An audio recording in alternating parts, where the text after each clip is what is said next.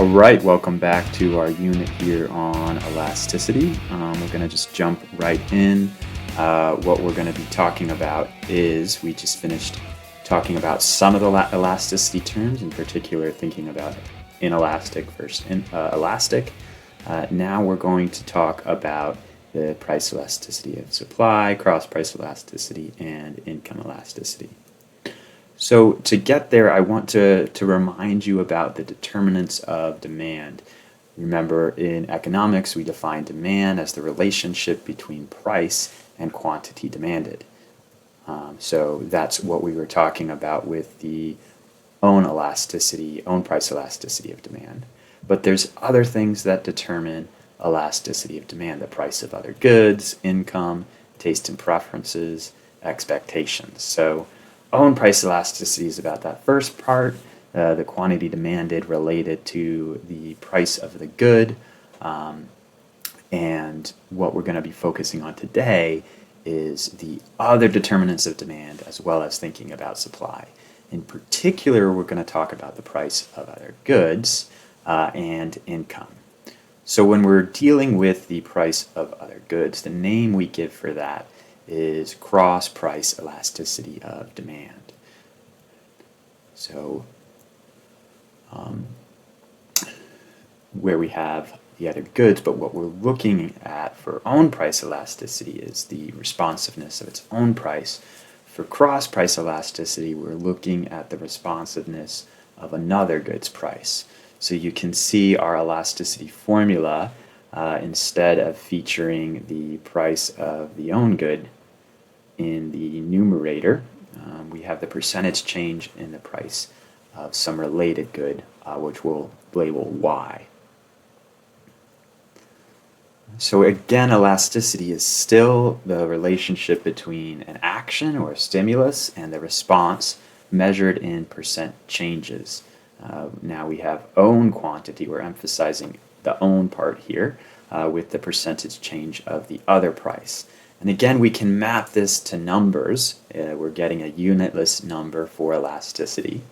So thinking about maybe a 10% change in a related goods price.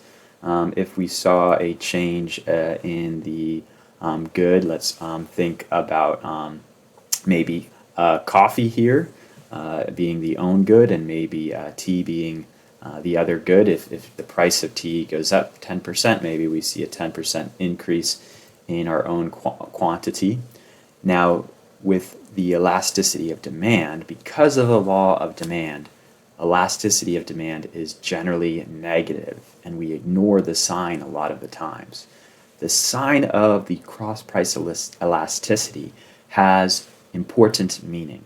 So in this example that we're given with coffee and tea, we have an elasticity that's greater than 0. In particular, with a positive 10% change in price and a positive 10% change in own quantity, we have a positive elasticity of 1. This is actually telling us that these goods are substitutes. Coffee and tea are potentially substitutes. Coke and Pepsi are substitutes for most people. That means if the other option is getting more expensive, you are going to move towards the option that we're talking about, coffee being the own price, own good, or Coke being the own price and own good. If, on the other hand, an price increase of a related good is leading to a decrease in purchase, a negative percentage change in quantity, that's a negative elasticity when we have opposite signs. When we have negative elasticity, this is the case of the goods being complements. This is the case when goods are kind of being bought together as a bundle. Hot dogs and hot dog buns, or coffee and donuts. And so if part of the bundle becomes more expensive, you're less likely to buy the bundle as a whole. Therefore, an increase in the price of donuts will decrease the purchases of coffee on the margin. Now, some students get confused because positive feels like it's kind of the sameness and moving togetherness, and complements also feel like this togetherness, and that's one of the places where it's not necessarily helpful, the fact that we don't emphasize the negative sign of own price elasticity, because the sign for complements has the same sign as own price elasticity, which is always negative, because they are moving together. But they're moving together in a negative direction because that demand curve is downward sloping.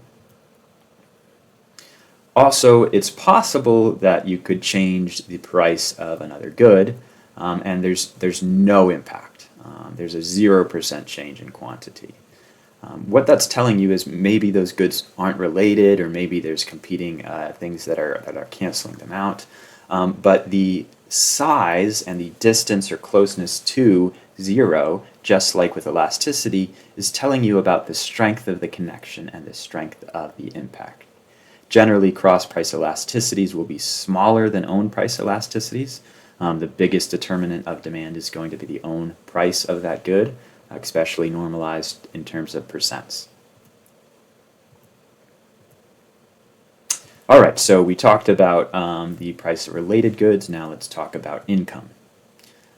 Income is one of those determinants of demand, so a change in income can change how you are purchasing a product.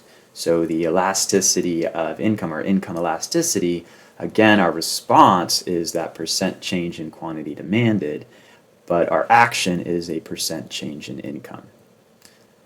We can once again think about this as sort of mapping to numbers. So if we have a 10% change in income, if we had a 10% change in quantity demanded, that is 1. Now, we have special names for goods that when your income increases, you buy more. We call those normal goods. And if you remember, goods where if your income increases, you buy less, those are inferior goods. Right? So we have this classification, whether the elasticity is negative or positive, and I expect you to be able to move both ways. If there's a good that you know is normal, you should know that it's going to have a positive income elasticity. If there's a good that you know has a positive income elasticity, you know that it is normal. You also can have income elasticities of 0, where there's no sort of response in terms of a change in quantity demanded. Again, it's a good that's kind of not related to how much income you have. So again, the sign has meaning. Greater than 0 is normal, your income goes up, you buy more. Less than 0 is inferior, your income goes up, you buy less. Some textbooks make a further distinction, and I want to introduce this as well, between two types of normal goods, so subtypes of normal. And this is made around the point where elasticity hits 1. So if your elasticity is less than 1, this means that as you are getting more income, as your income increases, you're shrinking the share of your income and your spending that is going towards that good. So basically, a 10% increase in your income, you're going to continue to increase spending on housing, but you might kind of branch out to other things as well. We label those necessities. Goods that have an income elasticity greater than 1, meaning as we buy more or as we have increases in income, the percentage increase is higher than our income increase. This means we have a growing share of spending, and we call those goods luxuries. The last thing I want to define for you, it's fairly straightforward, but all the 3 that we've talked about, own price elasticity of demand, cross price elasticity of demand, and income elasticity of demand, are focused on how quantity demanded responds to price changes. But we also learned how price impacts supply as well, and we can ask the same question about how does a price change impact supply in percentage terms. So again, hopefully you're getting very familiar with the mathematical definition of elasticity, but we're talking about what is the reaction in terms of a percentage change in quantity supplied from an action, a 1% change in price. So that's just how it looks in a formula. Percentage, remember that large delta sign we use for change. percentage change in quantity supplied divided by the percentage change in price.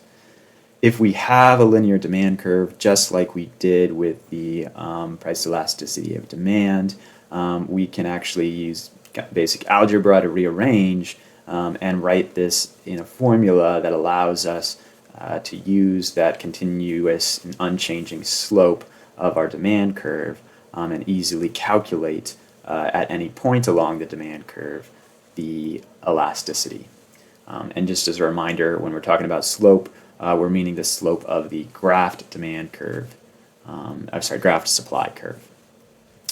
So that wraps up what I wanted to introduce in terms of elasticity terms. What we'll be talking about in this next video is what determines elasticity in terms of making a good more or less elastic. And we'll talk about both in terms of supply and demand for that. Anyway, as always, email me if you have questions. I hope you're doing well, and take good care.